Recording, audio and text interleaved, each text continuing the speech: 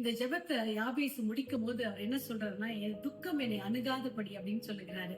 ஏனென்றால் அவங்க தாயார் அவரை துக்கத்துல அவங்க அவர் பிறந்ததுனால அவருக்கு யாபேஸ் என்று பெயர் வச்சிருக்காங்க.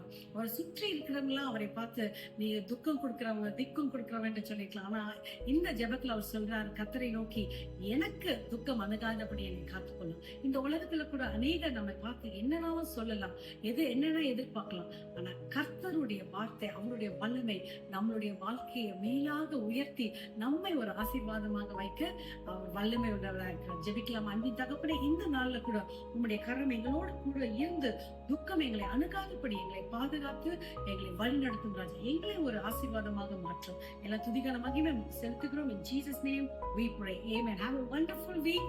Have a blessed day. ஏனென்றால் கர்த்தருடைய ஆசீர்வாதம் உங்களோடு கூட இருக்கிறது. அவர் கூட இருக்கும்போது நீங்க பயப்பட தேவை. உங்களுடைய வாழ்க்கையை அவர் நிச்சயமாகவே உயர்த்துவார்.